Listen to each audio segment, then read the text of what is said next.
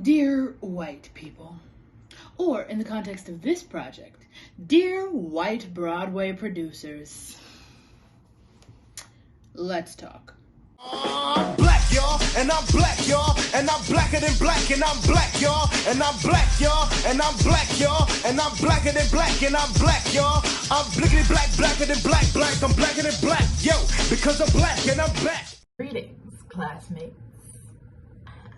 Yes, I'm going to be reading from the script this whole time because I am not a professional and I don't have the time to memorize everything that I wrote out and want to say, but I wrote it out. Please appreciate it. Thank you all for tuning in today as I discuss my Project 4 final research paper, which was entitled Consciously Defining Black Joy in Theater, Concrete Entities, Concrete Steps to Real Change. If you aren't aware by this point, I happen to be a theater and writing double major. Therefore, my ultimate goal in life is to pursue a career that meets at the intersection of theater and writing. You may also be thinking, no wonder this project is already obnoxiously theatrical. It's just part of my brand. As I begin to approach this Project 4 assignment, I turn to thinking about what it would take to create more Black stories. However, I did not stop exploring solely the creation of more Black stories. I also wanted to look into very specific kinds of Black stories. This thought led me to the heart of my current research question. How do we define Black joy? And more specifically, how do we define Black joy in the realm of the theater space? Well, I had a stroke of genius at 3:42 a.m. when I completed this paper, and I decided to frame it as an open letter to Broadway producers, who are most predominantly old white men. These are the individuals who are in charge of finding the funding for various projects in the theater. They're kind of the top of the food chain. I'm calling them out, or adding them, if you will, because my overall claim is directly related to their pocketbooks.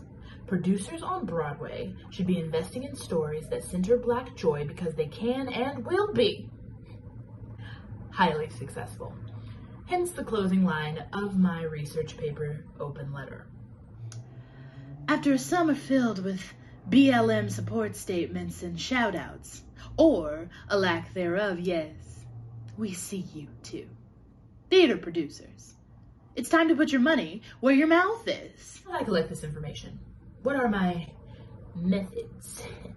Well, I used a few. The primary being an interview with the Dr. Stacy McCormick. I used these sources to set up a few important frameworks related to my topic, such as scholarly definitions of Black joy, Black resistance, capitalism and the commodification of Black bodies, Afro-pessimism, and a history of Blackness as spectacle. I also used a bit of ethnography and autoethnography because, of course, my opinion is relevant, to assess some of these ideas as well. How does any of this work into the world of theater and Broadway? Well, I'm glad you asked. You didn't. Dr. Helms did, but that's beside the point. Inspired by my discussion with Dr. McCormick, I decided to come up with a schema, which is a big fancy word I did not know until Dr. Helms told me to use it, but is essentially a plan of action for getting more of these specific stories that center Black joy into the theater scene. Cue my 3 theater genres, if you will: theater for the hell of it, love-born theater, and theater of revival. These 3 very clear and tangible theater genres or styles are what I am recommending that we as theater artists create and that producers fund in order to get more of these stories centering Black joy onto the American Broadway stage. So let's break these down a bit. The first is theater for the hell of it. The idea behind this genre of theater is that the stories presented here can be as outlandish as you can make them. Think something like Waiting for Godot by Samuel Beckett, but make it Black. For example, I renamed it something like Waiting for Jethro. Think of the absurd here. Think of the nonsensical. That, my friends, is theater for the hell of it. Second is love-born theater, with an E at the end for aesthetic. All the kinds of stories for the stage created here would feature love in all of its iterations. Yes, we are all about intersectionality here because love is love is love is love is love. If it's got anything to do with love in any fashion, shape, or form, platonic, romantic, anything, it thrives here in Loveborn Theater. Third is theater of revival, which isn't one of my original genre thoughts, but became one on a whim of enlightenment while reading Barrett's article setting the stage for Black Joy. She mentions in the article how the student she's working with to write her reflective essay had a class with her the day after the deaths of Alton Sterling and Philando Castile. In the article, she explores how the kids came to the space with open intentionality to discuss how they were feeling in the wake of even more senseless and highly visible Black death. As I read, my wheels started to turn. Of course! What if there was a theater genre that centered Black life and rebirth? Theater revival is essentially a space to create stage stories of rebirth, reincarnation, or to bring back ancient tales that may have been lost, if not otherwise revived, in places like this one. To close, I'd like to share a few specifics from my research, particularly as it relates to various definitions of Black joy that I collected from my consulted scholars. First up is me. Yeah. Yeah, because I'm a scholar. And I always define Black joy on what I would say is a very surface level, both in the literal and the figurative sense. I've always viewed Black joy as something that is tangible or something that is best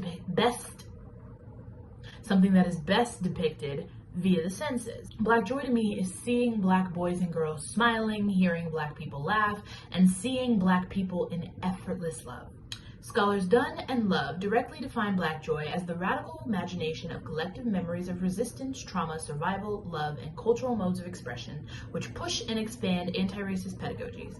An anonymous Black student in Theater TC Black Excellence detailed how Black joy is the unapologetic expression of self-love and pride with Blackness. This perspective is the one that most inspired the through lines of the theater genres in my schema, with the intention of situating Black joy at the center of the theatrical space. And to conclude, with the collected definitions, I want to highlight Queen Dr. McCormick. She defines Black joy as resistance and refusal of pain in the presence of white supremacist violence.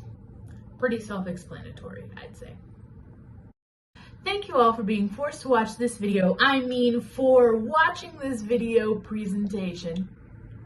I hope that if I revisit this piece again, I get to expand even more on the ideas of capitalism and Afro-pessimism, two inextricably linked ideals that are explored by scholar Ryan Pohl in my research. He uses an exploration of the play Ruined by Lynn Nottage to communicate the dramatization of Afro-pessimist ideology that states that Black genocide is a structure that enables the modern world. A scary but pointed and valid thought that I wanted to make sure I referred to since I referenced all my other scholars in this presentation. But, I mean, men. Just kidding. Thanks again for watching. Sincerely, Ashley P.